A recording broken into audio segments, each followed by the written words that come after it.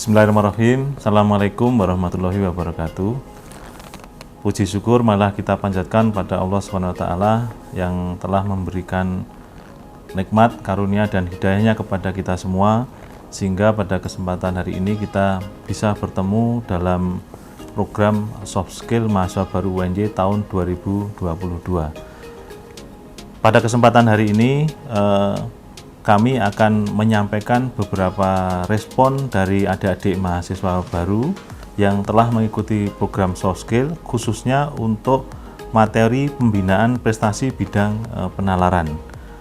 Terkait dengan itu, kami akan memilih 6 respon ataupun pertanyaan dari adik-adik mahasiswa baru yang nanti akan kami berikan jawaban terkait dengan materi pembinaan prestasi bidang penalaran. Yang pertama adalah, apakah semua mahasiswa yang tidak ada jurusannya seperti otomotif bisa mengikuti UKM Rekayasa Teknologi? Nah, untuk adik-adik mahasiswa baru yang tidak ada jurusannya, tentunya bisa mengikuti UKM Rekayasa Teknologi. Hal ini kenapa? Karena di dalam UKM Rekayasa Teknologi itu terdiri dari beberapa jurusan, tidak hanya otomotif, tetapi juga ada jurusan-jurusan yang lainnya. Pada prinsipnya, adik-adik mahasiswa baru yang tidak ada jurusannya juga bisa ikut di dalam UKM Rekayasa Teknologi. Lalu yang kedua, ini apakah mengikuti UKM akan menjamin kita berada di dunia kerja dan atau mungkin kita untuk memudahkan diterima bekerja di suatu perusahaan? UKM tidak akan menjamin adik-adik mahasiswa baru bisa diterima di dunia kerja. Tentunya demikian, karena untuk bisa diterima di dunia kerja tergantung dari usaha dari adik-adik mahasiswa baru juga. Kalau mempunyai skill yang bagus juga akan bisa dengan mudah diterima di dunia kerja. Tetapi dengan adik-adik bisa mengikuti UKM akan mendapatkan pengalaman yang mirip dengan dunia kerja, atau bahkan pengalaman-pengalaman yang mungkin tidak didapatkan di bangku kuliah, sehingga memudahkan adik-adik mahasiswa baru bisa mendapatkan pekerjaan. Semangat ya tentunya bagi adik-adik tetap ikut di UKM, karena akan mendapatkan wawasan maupun pengetahuan yang ada di luar perkuliahan.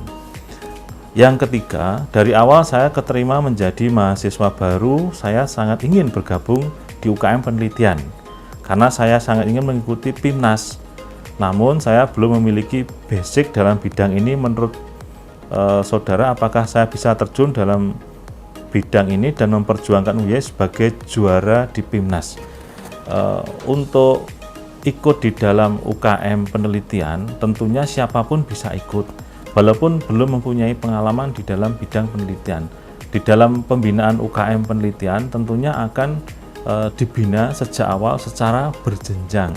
Jadi tidak usah khawatir, yang penting adik-adik bisa bergabung saja di dalam UKM penelitian. Nanti ada tim maupun dosen pendamping maupun tim dari UKM penelitian yang akan memberikan pembinaan kepada adik-adik mahasiswa baru sehingga mampu menguasai dalam hal bidang penelitian. Dan mudah-mudahan nanti dari pembinaan ini bisa menumbuhkan calon-calon juara PIMNAS yang bisa membawa harum nama UNJ. Lalu pertanyaan yang keempat, dalam mengikuti UKM, apakah ada batasan yang mengikutinya? Contoh, hanya boleh menjadi anggota UKM maksimal 2 UKM. Dalam hal ini tidak ada batasan tertentu dalam mengikuti UKM, dan selama menjadi mahasiswa UNJ, mahasiswa yang bersangkutan boleh mengikuti UKM apa saja asalkan bisa membagi waktu atau memanage waktu dengan sebaik-baiknya. Monggo adik-adik bisa mengikuti lebih dari 1 UKM. Lalu yang berikutnya, upaya apa saja yang dapat ditempuh mahasiswa dalam pengembangan kemampuan intelektual secara komprehensif untuk mendukung kompetensi penalaran. Jika di SMA ketika ada lomba pasti ada salah satu perwakilan guru untuk mendampingi, membantu kesuksesan dalam lomba. Apakah saat kuliah ini jika mahasiswa akan berlomba ada dosen pendamping lomba? Nah, untuk bergabung dengan UKM tentunya kita menyesuaikan bakat minat dari mahasiswa ya. Jadi pengembangan kemampuan intelektual tentu akan kita bina melalui program pembinaan yang terstruktur dan berjenjang, dan harapan bahwa adik-adik mahasiswa mempunyai kemampuan intelektual yang secara komprehensif bisa menumbuhkan kompetensi penalarannya.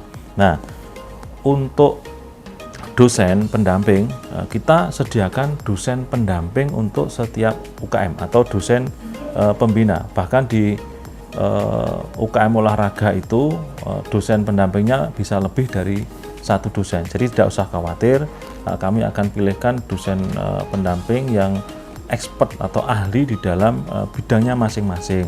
Kalau nanti masih kurang, nanti kita bisa carikan dosen yang memang benar-benar ahli ya, yang sesuai dengan kebutuhan adik-adik mahasiswa baru.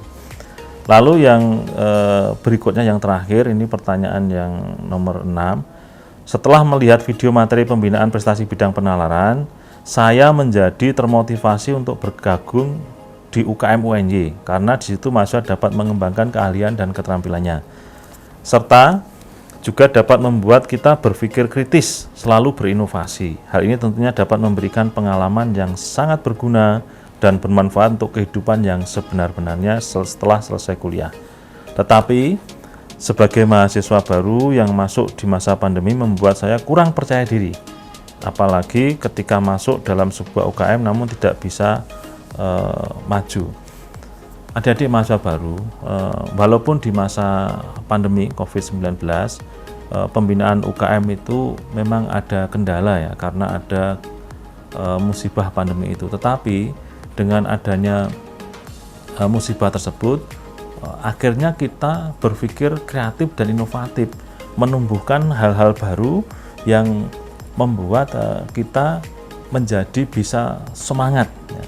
Dengan moda-moda daring yang kita kembangkan itu memungkinkan adik-adik mahasiswa baru tetap ada pembinaan yang terstruktur yang baik untuk pengembangan adik-adik mahasiswa baru, sehingga tidak perlu berkecil hati, tetap semangat untuk mengikuti semua kegiatan yang ada di UNY, terutama untuk masuk di dalam UKM untuk pembinaan kemampuan pengembangan bakat minat adik-adik mahasiswa baru ke depannya. Oleh karena itu saya berharap ya, adik-adik mahasiswa baru tetap harus bekerja keras ya untuk mengembangkan dirinya. Di UKM mana saja silahkan, yang penting panjenengan bersemangat, percaya diri, kami akan melakukan hal yang terbaik untuk pengembangan adik-adik mahasiswa baru. Mungkin itu yang dapat kami sampaikan. Sekali lagi, mudah-mudahan adik-adik mahasiswa baru bisa mengikuti serangkaian kegiatan yang ada di soft skill dan semua kegiatan yang terkait dengan perkuliahan atau kegiatan lainnya yang bersifat positif, dan ke depan bisa menjadi bekal menambah wawasan untuk adik-adik mahasiswa baru berperan di dunia nyata dan bisa membangun masyarakat yang ada di sekitarnya dan bisa membangun Indonesia pada umumnya. Demikian yang dapat kami sampaikan, kurang lebihnya mohon maaf. Billahi taufiq wal hidayah. Wassalamualaikum warahmatullahi wabarakatuh.